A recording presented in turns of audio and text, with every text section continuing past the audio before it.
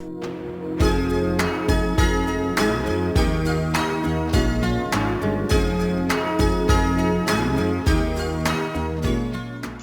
Gustavo, muchísimas gracias por contestarnos por Skype para hacer este programa, porque tenemos una serie de preguntas que la gente por ahí se pone un poco impaciente cuando tiene algún chico con una afección neurológica o neuroortopédica. Y bueno, entonces te agradecemos tu participación y lo primero que te voy a preguntar es, ¿qué es la parálisis cerebral? Porque muchas veces la gente no entiende de qué se trata una afección, digamos, del cerebro, pero que no está a su vez afectado el cerebro, ¿es así? Bien, bueno, primero, buen día para todos. Te agradezco la invitación a esta charla.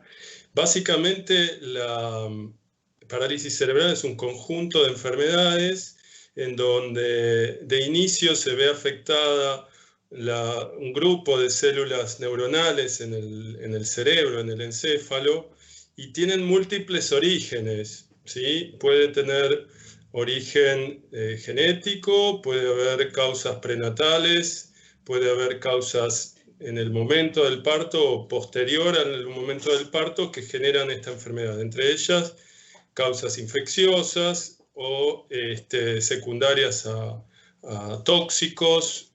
Bueno, una serie de patologías pueden dar este grupo este grupo de enfermedades. Y una de las preguntas, porque mucha gente como que quiere tener el diagnóstico exacto. Muchas veces uno no puede decir cuál fue la causa de que se haya producido una parálisis cerebral, ¿es así?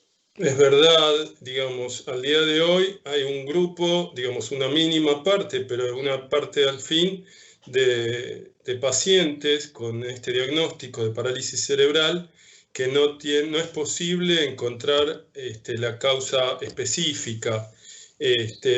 Más allá de que ha avanzado notablemente todo lo que es el estudio, digamos, neurológico profundo. No, vuelvo a decir, hay algunos de estos pacientes que es muy difícil encontrar el origen, incluso no es posible encontrar el origen ni siquiera en las neuroimágenes, es decir, a través de una resonancia magnética o algún estudio complementario accesorio.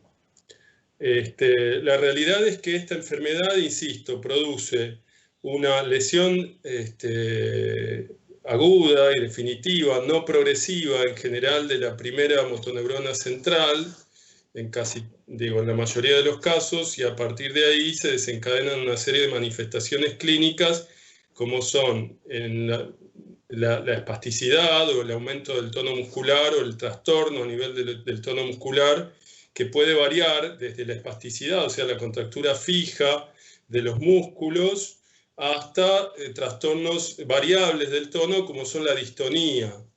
Todo eso dependiendo el área de afectación a nivel cerebral. Y una de las preguntas es, ¿a qué edad la mamá tiene que empezar a prestar atención que el chico no está cumpliendo los pasos del neurodesarrollo normal? Porque por ahí a mí me pasa que veo en el consultorio y me dice, no, porque me dijo el pediatra que el nene es muy pancho. Entonces vos lo ves con 8 meses que todavía no se sienta o no mantiene el tronco. ¿Cómo son las pautas que los padres deberían insistir en ver en sus bebés? Bien, esto lo saben muy bien los pediatras, pero digo, existen una serie de pautas en el desarrollo psicomotor que tienen que ver básicamente con el sostén de la cabeza, aproximadamente a los 3 meses de vida. Luego el sentado, cerca de los 6 meses de vida, la postura o la bipedestación alrededor de los 10 meses de edad, y por supuesto la marcha cercano al año de vida. Eso no significa que sean valores absolutos, o sea, estos son estadísticas promedio, por lo tanto varían en 3 hasta 4 meses digamos, hacia proximal o distal. O sea, hay pacientes que comienzan a caminar alrededor de los 18 meses y eso no es un problema.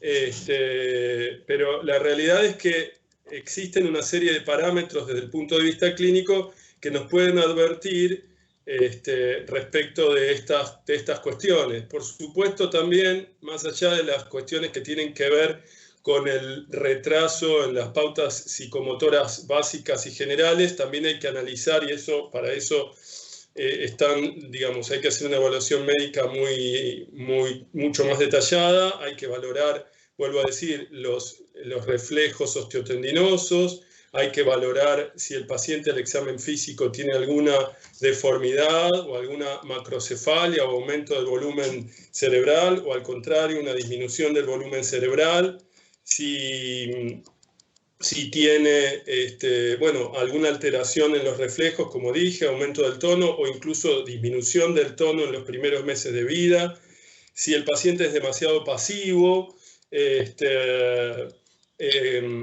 cuando tiene conductas repetitivas, digamos, a lo largo del desarrollo, o un persistente babeo, todo ese tipo de conductas nos pueden alertar respecto de que, no aisladamente, pero en un conjunto nos pueden alertar respecto de una probable patología neurológica de base.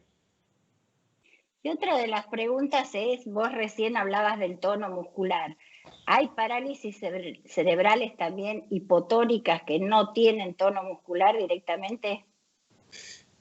Sí, en principio puede darse. Lo que ocurre en la mayoría de los casos es que el cuadro de espasticidad no se desarrolla inmediatamente después del nacimiento, sino que se consolida los meses posteriores, incluso después del año de vida. Es por eso que puede haber, más allá de eso, sí, pacientes que pueden tener alteraciones del tono con cierta hipotonía. El problema grave de la espasticidad o el aumento del tono muscular es que estas contracturas, sobre todo en los músculos biarticulares, o sea, de músculos específicos, como por ejemplo los aductores de las caderas, los que hacen que los miembros inferiores se cierren, digamos, producen progresivamente algún grado de subluxación de la cadera, y eso es necesario observarlo, diagnosticarlo y tratarlo, porque a largo plazo pueden llevar a la luxación completa de la cadera con intenso dolor e incapacidad para el paciente. ¿Y esta parálisis cerebral afecta tanto miembros inferiores como superiores, o hay alguna división? O sea, ¿cómo decimos si tiene una hemiplegia?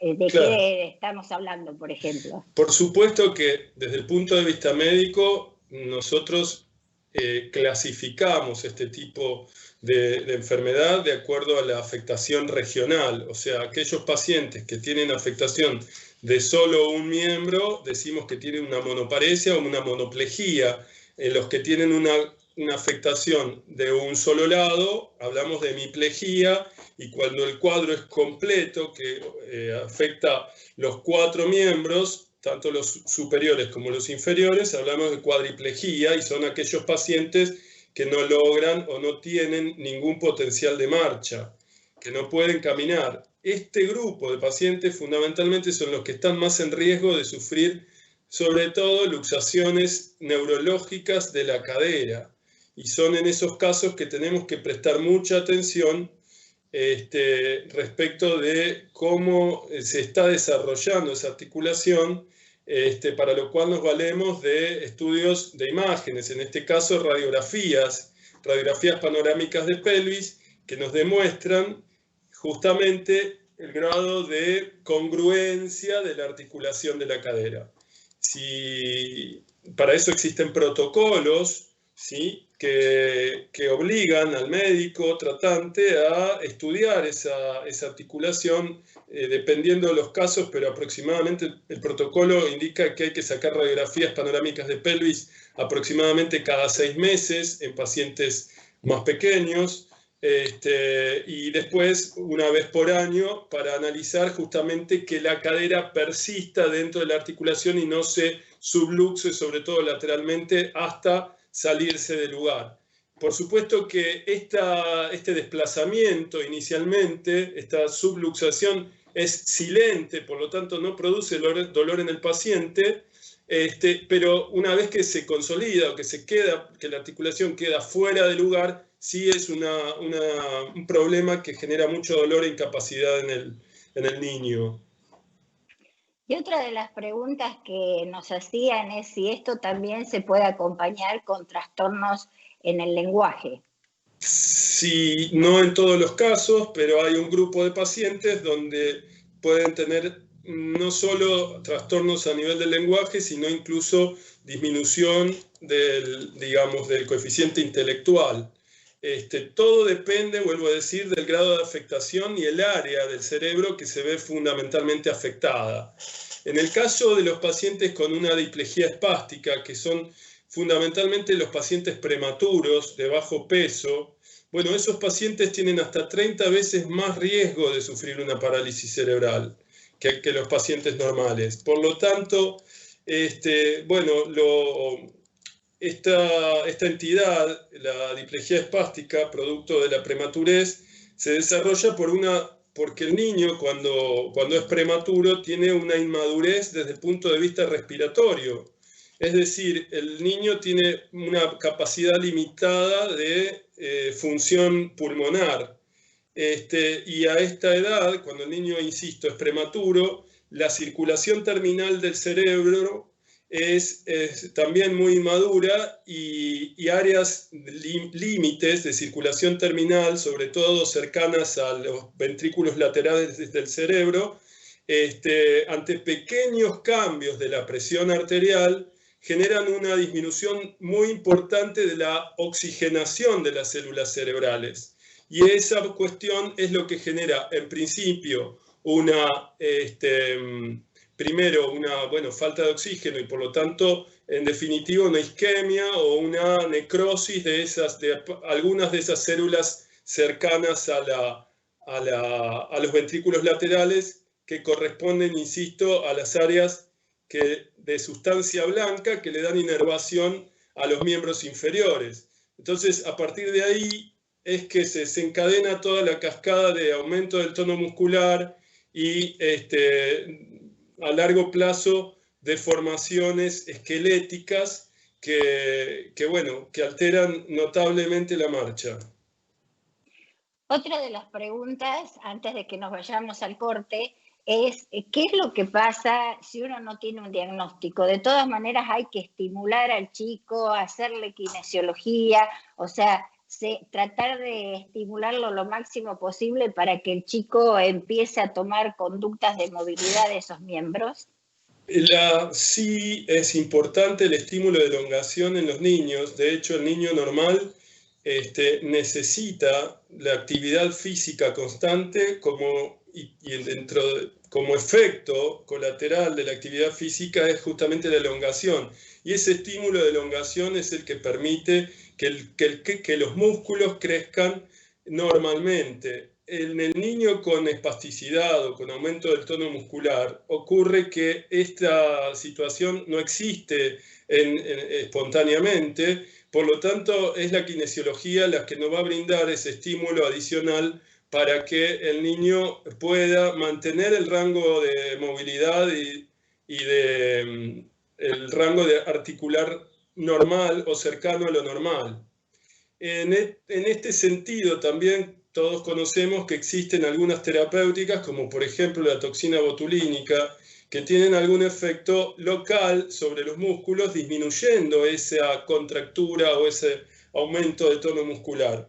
Esta terapéutica tiene un efecto, en general es beneficioso, sobre todo al principio, a los primeros años de vida, porque digamos que postergan una indicación quirúrgica definitiva, pero bueno, también hay que hay que saber indicarlo para no generar a largo plazo una disminución de la calidad de ese músculo tratado. Bueno, vamos a una pequeña pausa y volvemos con el doctor Gustavo Violás hablando sobre afecciones neurológicas en los chicos.